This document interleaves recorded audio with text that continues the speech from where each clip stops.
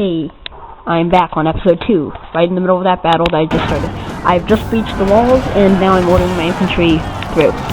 So I use groups for my battle a lot, because I think it makes it a lot easier, and there was some extreme lag in that part of the battle, which I didn't enjoy, but it's probably all because of Thrax. Anyway, at this point I realized that my hoplites are no longer, still holding the ramp. So I run them, or will run them, forwards, and then I decide to put them in shield wall because I think it looks cool. And I'll show you that in a second.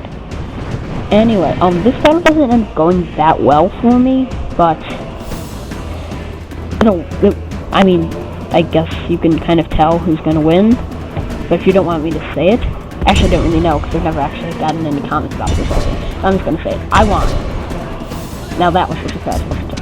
See, I'm running my men all the way through up there, and it's gonna make them tired, but I enjoy it because I just think it's better. The Thracian pelters, they aren't really that special looking at all, but I just like the fact that 1, they have those cool helmets, and 2, they don't look like normal pelters, and 3, this is awesome. I guess that was a really stupid reason, but they're just awesome.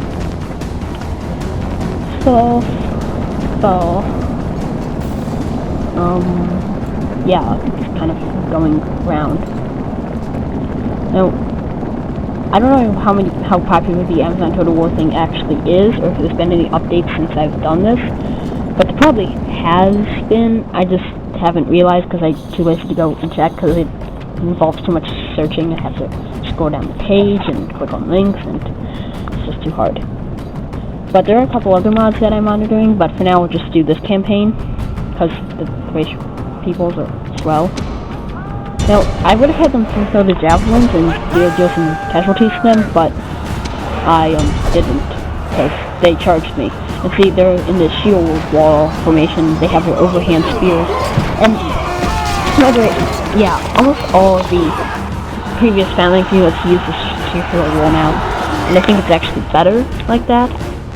And now I'm ordering up my pelters because I can tell that they're going to need some support, or at least we'll be able to tell in a second. At the moment, I wasn't actually trying to give them support. I was just trying to give them, what's it called? I was trying to give them support, just not like melee support, but just, some javelins. Even though it might kill some of my own, I don't really care. They can die, they signed up for the army, or maybe they got drafted, but that's not really the point. I don't really care. And in this game, when they're in the night battle and they're carrying a torch, I think that their shield, stats should be lowered, but it isn't. Despite the fact they're holding their shield out to the side of them. And at this point, I choose to send up my general, because I think my men might start losing lots of morale soon, seeing as one of them's dropping pretty fast, like seconds, or half a second they lose a man. And that's usually not too great for their morale, when I don't think the enemy is losing anywhere near as much as us. At this point, I decided to take them back, because I remembered I forgot to put them into war cry. So I put them into war cry, then I would have had them throw javelins, but then they charged. And at this point, my units begin to rout. Except for that one, because it's like in war cry, and it hasn't fought at all. Just kind of be behind the rest of them. My pelters have finally arrived, and I'm debating about sending them forward to actually attack, or just have them throw their javelins. But yeah, my general is about halfway there, so he doesn't actually end up doing anything in this entire battle. I don't think he even inspires anybody to stop running, or even have more morale. He's just kind of there, and he gets all the credit for it. But it's okay with me, because then he gets some really cool stats, and I can charge him into phalanxes, and he doesn't die, which is awesome. And also, in this game, the Rhodian slingers and the Balearic whatever slingers and stuff, I think they've been made better, which I think is quite good. In this game, if you're Greek and you're in a city on Crete, you can actually train the Cretan archers. If you're Greek and you're in a city and you're in Sparta, then you have to. That's the only place you can recruit the Spartans from.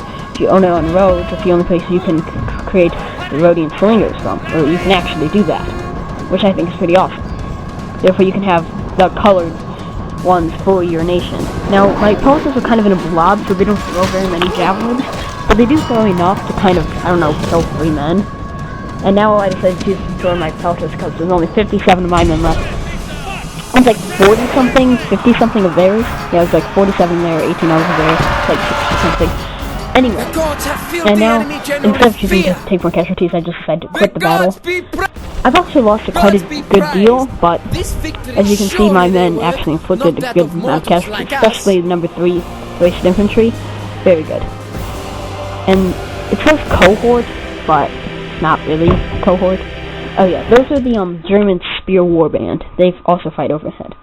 And there's a rule that I don't think actually matters, but there's an awesome rule from what's-his-face. I'm not even going to try to pronounce that one. You can see the loading is quite slow, but there is a new loading screen, and I think it's okay. But now I've conquered Byzantium, I've ended my problems. I was going to exterminate the people, but then I realized I didn't really want to do that, because in this game, the opponents that you have, they tend to recruit the crap out of any city you go into, and there's like 400 people left in like the cities that are large towns. I mean, not large towns, large cities, or like even huge cities. There's only like 400 people in them, so it takes forever to repopulate them. It makes me really mad, but they do that. And this guy's actually like the perfect general. He has no negative, just positive. Actually, I think he has 1, but whatever. Anyway, by the way, there's always one person who has the head of Orpheus, or the spear. If you're Greek, you have the spear of Leonidas, and if you're like Parthian, I believe it's like somebody's like face or something. I don't know. It's weird, but it gives you lots of good stats, and increases their command and their management, their influence. And correct me if I'm wrong, but I believe that the command makes your troops not run as fast in the battle and like be inspired to fight better. But I'm not exactly sure. So yeah. And see, he's 61. I was almost right. And yeah, right now I'm looking at the nearest generals I'll be getting, because I only have enough to keep the current cities. And while we'll move out my faction heir, that won't be enough. So there's a person I'm gonna get. His name is like Ziles or Zeals or stuff, and he will be my newest general because he's 15, and people become leaders at 16. So yeah, obviously when the 75 battleships attacked mine, I lost, but now in Tylos I have a port, and as you can see, it's making about 199 more. So in this city I decided to build the roads and the port, and train my militia hoplites. Now I don't have enough money to do like anything, and I really need to correct this problem of the fact that I can't like do anything, because 1, I'm losing population, and 2, I'm losing money. But the population is more important, because if cities just continue to get smaller and smaller, I'll never get anything done. So yeah. Now, as you can see, I made a lot better money, and I only lost 41 denarii, whatever. And I can't build anything here. Now I'm looking at building the various forms of barracks, and in this city I don't even have a militia barracks, but I do have the practice range. In the other city I have the militia barracks, which is more normal, and okay, no I don't, never mind. I have the practice range and the stable, which is quite awesome. And it's right next to the Scythian town, so yeah. And by the way, when my ship moved over from being destroyed by the rebel fleet, I actually found out where the Scythian city was, and I really don't want to fight the Scythians because I hate fighting horse archers, especially with a faction like Thrace, which your fastest cavalry is militia cavalry, and they can't even get close enough. There's always an issue. Now, if you have any like good ideas or tips for fighting horse archer factions, that'd be great to know, because I really suck at it. Now I've just ended another turn, as you can probably see. If you can't, then you should get glasses or stop watching my videos. Actually don't, because it gets me views. But anyway, now I've built ports and roads in this city, which increases its money. And now I actually have money to build something. I wanted to build the farming, but I settle on the trader instead because it still increases my population, which means that lowest tax rate I'll be +1 plus 0.5. So yeah, and now the trader also gives me more money, which will be good. And there is my new dude who's being handed a sword on a horse, who, even though I don't think he actually uses a sword, he might actually use a spear in this game. Mod, whatever. But anyway, and there's the rebel fleet that just killed me, and I decided I'm debating whether or not to move on to Nicomedia, but I decided just to quit. So have fun watching my videos, watch them again, refresh, watch them again. I can have lots and lots of views, and thank you. Goodbye. Oh, and before I continue this, or end this, or whatever you want to call it, I would like to know what game you would prefer that I play, because I don't really know, because all my videos kind of get equal views, so I would prefer to know what you actually want, except for some of my videos, but that's not really important. Okay, bye. For now.